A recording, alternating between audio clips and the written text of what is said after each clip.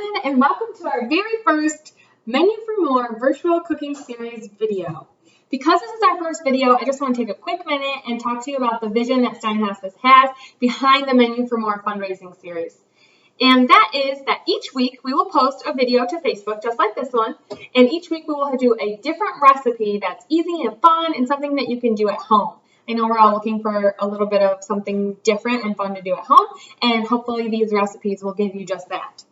So the additional part to that is that each week the recipe is going to tie into something related to Stein Hospice and give us the opportunity to talk to you about our different programs and services and give you the opportunity to give back to something that you really can personally connect with. So, with that being said, today, let's go ahead and get started. On the menu today is a one-sheet Thanksgiving dinner for 2 to 4 people. So we understand that Thanksgiving celebrations are going to look a little bit different this year, and so we wanted to come up with a fun recipe that is in smaller portions for a smaller crowd, but that includes all of your favorites and that you can make the tummy feel good for Thanksgiving still. So, I have some things already prepared here, and I want to go ahead and show you what I've been working with so that you know what you need at home. So, the board in front of you here has sweet potatoes, 1 sweet potato peeled and cut. It has Brussels sprouts trimmed and halved, baby potatoes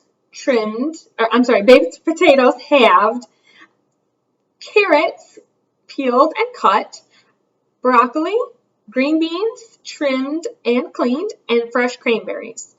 So you're looking at 1 sweet potato and then 1.5 cups of everything else. Pretty simple, right? Okay. So I already have my meat over here chosen and prepped. So before you do anything, you want to go ahead and season your meat. I chose turkey for today, I chose chicken for today, chicken thighs, but you can use chicken breast or turkey thighs, whatever meat that speaks to you and what you are used to for Thanksgiving dinner. My family likes chicken, and they're going to be eating this meal tonight, so I have obviously chose chicken. So I have seasoned my chicken with olive oil, salt, and pepper, and I have baked at 400 degrees for 15 minutes. So you want to do that first just to make sure that everything cooks evenly, and when you're done with your one-sheet tray, that everything is ready to eat and ready to serve. So with that being said, we are going to add our Brussels sprouts, our potato, and both of our potatoes, our baby potatoes and our sweet potatoes.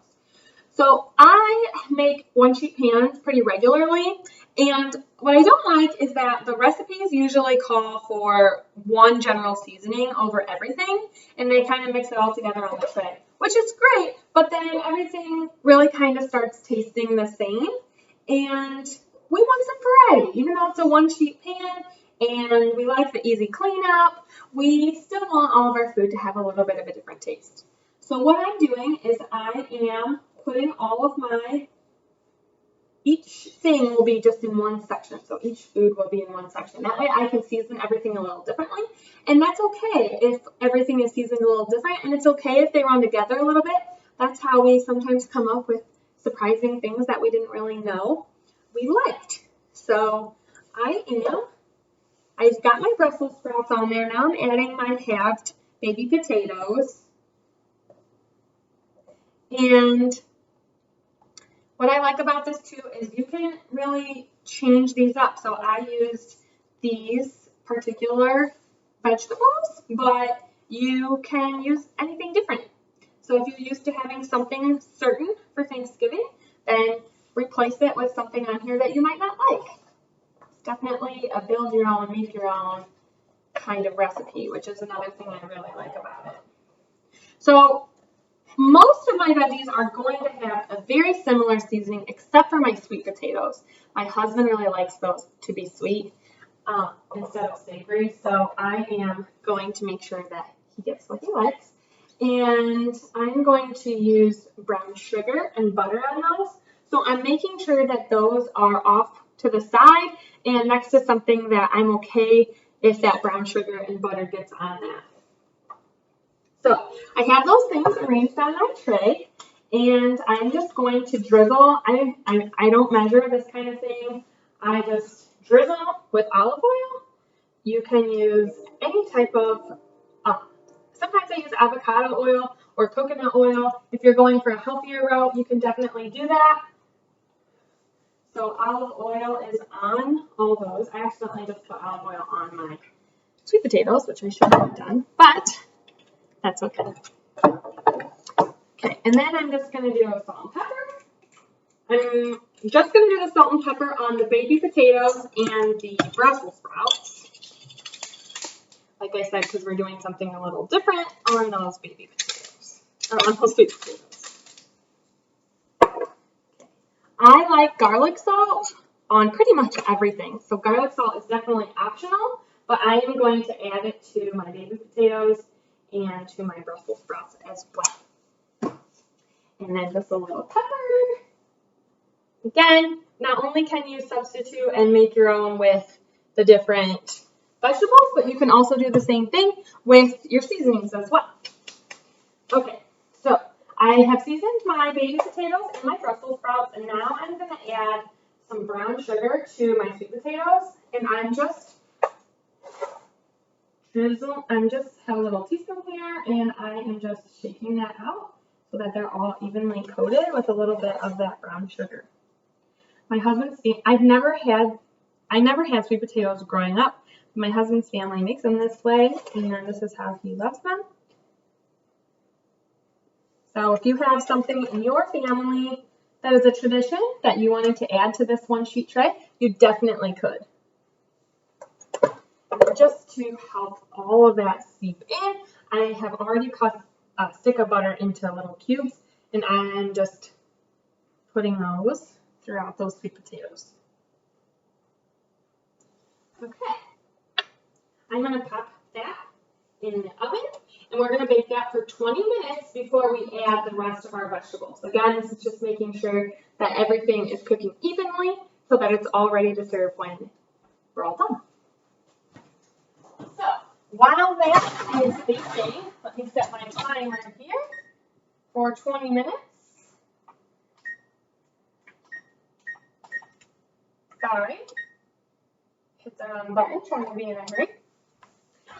While that's baking, I just wanted to take a quick minute and transition into the inspiration for our Menu for More fundraiser. And when we were talking about the financial need for our dietary needs, specifically at our Stein Hospice Care Center, we knew that we wanted to come up with something fun, and it ended up becoming Menu for More, which we can incorporate with all of our programs and services. But for those of you who don't know, we have an 18-bed inpatient unit that we refer to as the Stein Hospice Care Center, and that is located at the Fireland South Campus building on the 3rd floor. It's pretty easy and pretty something that's obvious, but sometimes it's overlooked as just one of those things that just happens, and we kind of tend to forget about it. But all those patients at the care center are fed 3 meals a day. They need certain types of foods for med passes and then other specific needs that come up. So obviously that cost there adds up. Plus, then in addition to the patient needs, in a normal year we also have a kitchen at the Stein Hospice Care Center that is open to the patient's family members and friends. So that area is stocked with things like cereals, sandwich supplies, and other foods depending on the day, really, what's going on. So, like I said, that's in a normal year. Things have had to change a little bit this year for obvious reasons. But with that being said, all of those costs add up. We're spending approximately $50,000 a year just in dietary needs for the Stein Hospice Care Center. So you have the opportunity today to send in a donation to feed a patient. You can feed a Stein Hospice patient today. And it's very, very simple. All you have to do is get out your phone and text the number here on your screen. So that number is 251-313-0323. So you just text that number with the 3-letter code DTN, that stands for dietary needs, and you can with the amount that you'd like to donate. So all you have to do is donate $1. If that's all you can do, that's fine. Those dollars add up and make a big difference. So, but you can donate any amount you want. An example there is DTN $25. If you aren't sure really how much to donate, here's a little outline for you. And I just wanted to briefly go over it with you quickly. So I mentioned that we are spending about $50,000 a year to feed all of the patients and all of their specific needs. So obviously, a $50,000 donation feeds all patients for 1 year.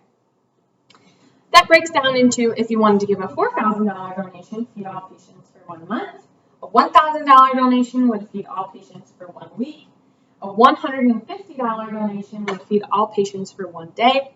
And a $20 donation would feed 1 patient for 1 day. That breaks down to even being able to feed a $5 donation feeds 1 patient 1 meal. So like I said, there's a wide range, and any amount can definitely make a difference and help us. So, like I said, go ahead and get out that phone, text 251-313-0323. Okay, I'll see you back here in just a few minutes after our 20-minute timer goes off, and we'll keep on cooking. Welcome back. Okay, so, it smells so good in here already. We have cooked our chicken or turkey, whatever you choose, for 15 minutes on its own at 400 degrees. And then we added Brussels sprouts, baby potatoes, and sweet potatoes and cooked everything again for another 20 minutes. Just came out of the oven. God, it smells so good. And now we are going to add the rest of our ingredients and put it in for a final bake. I have washed my hands again, and I am going to add the broccoli. I'm going to run out of room here on my pan. Broccoli and green beans. I use fresh green beans. I just like them better that way, but I suppose you could use anything you wanted. You could use fresh peas or any other kind of vegetable that we talked about earlier in the substitution when we were talking about substitutions. I suggest when you're doing this not to put the cranberries on an open board like this, just because they're all rolling away on me. So maybe just take those straight out of the bag or can or however you buy your cranberries. And put them straight onto the tray so you don't have runaway cranberries like I do today. So I just like my food to look pretty as well as taste pretty. So I'm going to take the cranberries and I am just going to sprinkle them throughout the whole tray. They'll bake the same, and they'll be seasoned in all different ways that we season all of our other vegetables, and we'll have a nice variety. And just adds that nice pop of color to everything as well. Okay. I am going to take my tongs and flip my meat. You want to make sure that it's cooking evenly. So I'm flipping my chicken thighs over so that they're cooking on the other side as well. I'm also going to just make sure that my potatoes are mixed up, flipped around. I'm going to flip my Brussels sprouts over and make sure they're cooking evenly. Oh, they're nice and soft already. So we'll get those all flipped around. And then we want to make sure we season everything we just added. Again, you can customize, season each thing differently. You can season everything the same.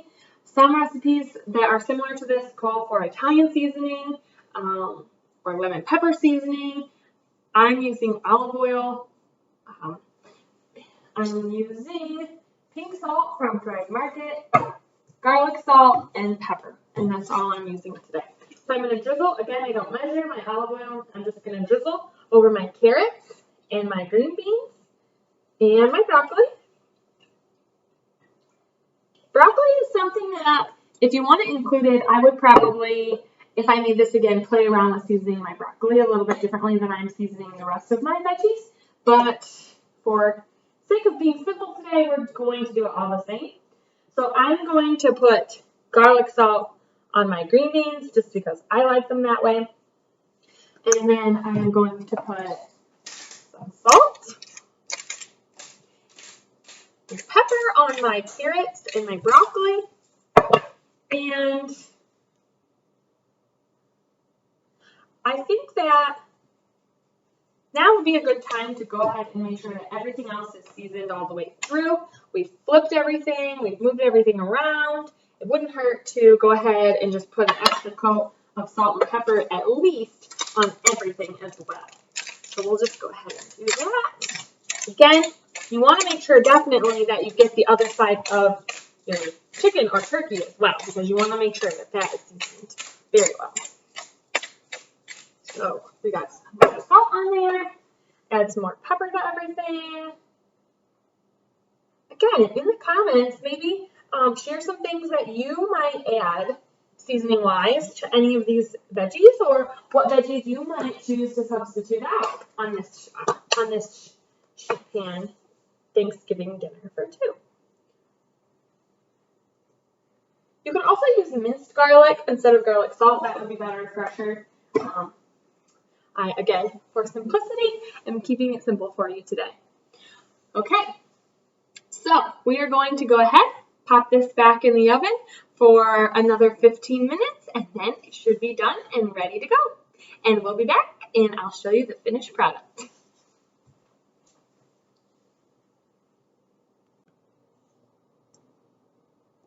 And there you have it, just like that, all cleaned up, one sheet pan, ready to go, ready to serve. I wish that I could send you the smells through the video because it smells amazing. I cannot wait to dig into this. And before you go, I just want to give you a quick reminder that you can help feed a Stein Hospice patient today. It's very simple. All you have to do is text the number on your screen here, 251-313-0323. Any donation, $1, $5, anything you can give will help feed our patients at the Stein Hospice Care Center. Again, text DTN with your donation amount to 251-313-0323. We appreciate your support. See you next week on Menu for More.